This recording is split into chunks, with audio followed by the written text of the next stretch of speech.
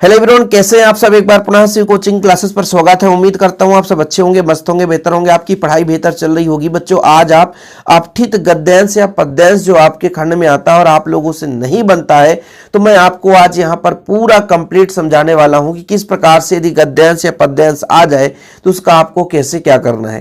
क्योंकि बच्चों, यदि एमपी बोर्ड में बात किया जाए तो यदि आपका अपठित गद्यांश या काव्यांश, काव्यांश का मतलब वही पद्यांश है, तो आपका आता है बच्चों अथवा में। यदि आपका गद्यांश है तो अथवा में आपका काव्यांश आएगा। तो आपको बोर्ड एग्जाम के लिए केवल और केवल गद्यांश पढ़ के जाना है, क्योंकि जब अथवा में आना है तो करना तो एक ही है, तो आप लोग काव्यांश पर बिल्कुल फोकस नहीं करेंगे। जैसे यहां पर लिखा हुआ, इस दौड़ धूप में क्या रखा, आराम करो आराम करो, आराम जिंदगी की कुंजी, इसमें न तपेदिक होती है, इसको छोड़ दो। हम बच्चों यहां पर थोड़ा सा इसको जूम करते हैं और आपको समझाते हैं कि किस प्रकार से इसका कहानी का शीर्षक क्या करना है। सबसे पहले आपको 2 मिनट लगेगा, इसको पढ़ो। मानव जीवन तथा संसार नियमों के आबद्ध है। जीवन और अनुशासन वास्तव में एक ही है।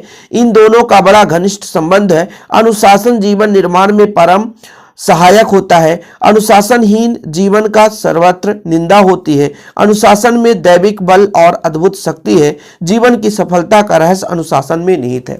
अब बच्चों, यहां पर सबसे पहले तो आप लोग शीर्षक देखो। सार्थक एवं सटीक शीर्षक किसके बारे में बार बार जिक्र किया गया है, बताओ। इस जो आपके पास गद्यांश है, किसके बारे में बार बार जिक्र किया गया है भैया? तो यहां पर अनुशासन जो शब्द है वो बार बार आया है। देख लो ना, पूरे इस गद्यांश में अनुशासन के बारे में ही बताया गया है कि अनुशासन और जीवन में कोई अंतर नहीं है, एक ही है। जीवन और अनुशासन एक दूसरे से घनिष्ठ संबंध रखते हैं, सही है कि नहीं। अनुशासन जीवन निर्माण में परम सहायक होता है, तो पूरा का पूरा श्रेय किसको जाता है? अनुशासन को। तो यहां पर सार्थक एवं सटीक शीर्षक हो जाएगा अनुशासन। 2-3 यहां पर समझाने वाला हूं बच्चों, बिल्कुल निश्चिंत होकर के पहले आप समझिए। फिर दूसरा क्वेश्चन है, किसका घनिष्ठ संबंध है? तो जीवन और अनुशासन का घनिष्ठ संबंध है। क्यों? क्योंकि जीवन और अनुशासन वास्तव में एक है, इन दोनों का बड़ा घनिष्ठ संबंध है। क्वेश्चन पूछा था किसका घनिष्ठ संबंध है, तो जीवन और अनुशासन का घनिष्ठ संबंध है। इसके बाद बोला बच्चों, सफलता का रहस्य किसमें निहित है? सफलता का रहस्य अनुशासन में निहित है। कितना बढ़िया तरीके से आप इसका है ना आंसर निकाल सकते हो। 2 मिनट अभी केवल वीडियो चल चुका है, देख सकते हैं, और 2 मिनट में आपने इसका कंप्लीट कर लिया। तो इसे आप लोगों को एक बार पढ़ना है। फिर इस गद्यांश में किस चीज के बारे में वर्णन किया गया है, ज्यादातर कौन सा शब्द आ रहा है, वही उसका आपका शीर्षक हो जाता है। दूसरा हम देखते हैं बच्चों, यहां पर देखिएगा, ये सब पुराने ही पेपर हैं जो एमपी बोर्ड के हैं, तो उन्हीं के आधार पर मैं समझा रहा हूं। देखिए यहां पर थोड़ा देखिए कि अभी कुछ समय पहले ही संयुक्त परिवार हमारी संस्कृति की विशेषता हुआ करता था। संयुक्त परिवार को परिभाषित करते हुए हम कह सकते हैं कि जिसमें एक ही घर में एक साथ कई पीढ़ियों के लोग रहते हैं। जिस परिवार में 3 या अधिक पीढ़ियों के सदस्य साथ साथ निवास करते हैं, जिनकी रसोई, पूजा एवं संपत्ति सामूहिक होती है। संयुक्त परिवार को यदि आप आज की आवश्यकता कहा जाए तो गलत ना होगा। ऐसे परिवार में मिलजुल कर रहने की भावना की प्रधानता होती है, जिसमें सभी लोग एक दूसरे का सहारा बनते हैं। लेकिन आधुनिक समय में ऐसे परिवार का चलन कम हो गया है, जिसमें कई समस्या पैदा हो रही है। इस पूरे संदर्भ में एक बात बहुत अच्छी है कि युवा पीढ़ी का ध्यान उसके समाधान की ओर गया है। उसे लगता है कि संयुक्त परिवार का टूटना अच्छे संस्कारों का ग्रहण लगने के समान है। अतः इस परंपरा को पुनर्जीवित करना जरूरी है, ताकि समस्याओं का समाधान हो सके, उन्हें अकेलेपन से मुक्ति मिल सके तथा बच्चों को स्वस्थ और आनंदमयी वातावरण मिल सके। उपयुक्त गद्यांश का शीर्षक लिखिए। अब आप बताओ किसके बारे में ज्यादा बताया गया? संयुक्त परिवार के बारे में। यानी संयुक्त परिवार का बार बार चर्चा आया है, सही है नहीं? तो आप एक ऐसा शब्द ढूंढो। देखिए जरूरी नहीं है कि मान लीजिए कोई टीचर बोले वही बस शीर्षक हो सकता है। अब मान लीजिए हम यहां पर कह देंगे संयुक्त परिवार की संस्कृति। सबसे बढ़िया शब्द जो बार बार मिला है, देखिए, संयुक्त परिवार और हमारी संस्कृति। संयुक्त परिवार हमारी संस्कृति, तो ऐसा नहीं लिखना है, संयुक्त परिवार की संस्कृति, क्योंकि पूरा संयुक्त परिवार की संस्कृति के ही बारे में बताया गया है कि हमारी संस्कृति पहले कैसी थी, अब कैसी है, और भविष्य में कैसी होगी, लोगों को किस प्रकार से इसमें सतर्कता की जरूरत है।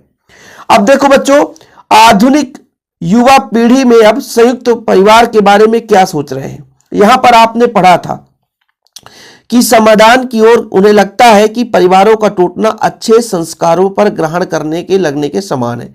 आधुनिक युवा पीढ़ी अब संयुक्त परिवार के बारे में क्या सोचता है, तो यहां पर आप लिख सकते हैं कि आधुनिक पीढ़ी जो है उनका ध्यान इस ओर गया है कि संयुक्त परिवार का टूटना अच्छे परिवारों पर ग्रहण करने के लगने के समान है। ठीक है, कहीं ना कहीं वो परिवार को टूटते हुए देखना चाहते हैं, यानी तोड़ करके अलग रह करके अपनी समस्याओं का समाधान आसानी से हो जाएगा।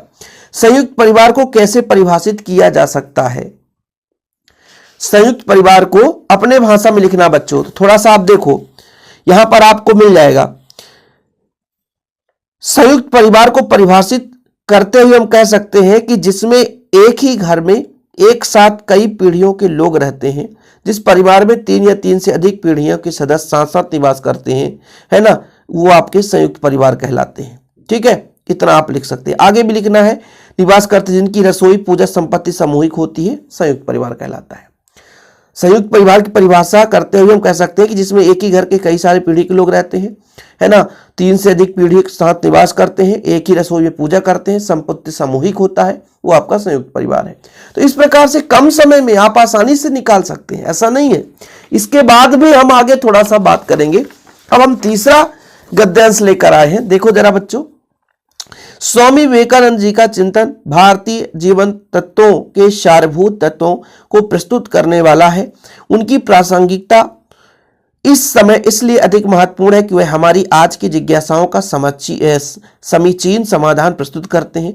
उन्होंने शिकागो के सुप्रसिद्ध विश्व धर्म सम्मेलन में व्याख्यान दिए थे। वह आज हमारे लिए एक ग्रंथ का काम करता है ना। वे सांप्रदायिकता, हठधर्मिता और विभत्स धर्मांधता का विरोध करते हैं। उन्होंने एक ऐसे सुखद भविष्य के प्रति अपनी आशावादिता को प्रकट किया है। तो यहां पर बच्चों स्वामी विवेकानंद जी के विचार के बारे में वर्णन किया गया है। तो यहां पर हम लिख सकते हैं स्वामी विवेकानंद जी का विचार। आप स्वामी विवेकानंद भी लिख सकते हैं, स्वामी विवेकानंद जी का विचार भी लिख सकते हैं। ये उनका क्या हो जाएगा, शीर्षक हो जाएगा। यहां पर बोला है स्वामी विवेकानंद जी का विरोध किसके प्रति था, लिखिए। तो यहां पर आप देखेंगे, आगे पढ़ेंगे तो विभत्स धर्मांधता का विरोध करते थे। स्वामी विवेकानंद जी का विरोध सांप्रदायिकता, हठधर्मिता और विभत्स धर्मांधता के प्रति था। ठीक है, सांप्रदायिकता, हठधर्मिता और विभत्स धर्मांधता के प्रति था।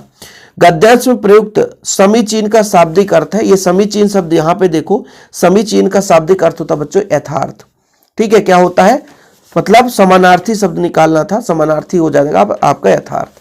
तो ऐसे आप कोई भी गद्यांश पढ़ो, हाँ, उसका अथवा वाला मत करना, क्योंकि जो आपको सही लगे वही करना। मैं इसलिए समझाया बच्चों कि एक बार पढ़ो और उसमें आप देखो कि किस चीज की यहाँ पे ज्यादा पुनरावृत्ति हुई है और उसी के बारे में कहा गया है, उसको आप अपने भाषा में लिखो। 3 अंक आपके पक्के। तो ऐसे ही वीडियो पाने के लिए चैनल को सब्सक्राइब कर लें। शिव कोचिंग क्लासेस के माध्यम से आपका निरंतर हेल्प किया जा रहा है बच्चों। डिस्क्रिप्शन पे लिंक मिल जाएगा सोशल मीडिया के अदर प्लेटफॉर्म का, या इंपॉर्टेंट क्वेश्चन के प्लेलिस्ट का भी आपको, है ना, लिंक मिल जाएगा। वहां से आप देख सकते हैं, जो भी हमने पहले भी वीडियोस दिए हैं उसे आप तैयार कर सकते हैं। ओके, जय हिंद, वंदे मातरम।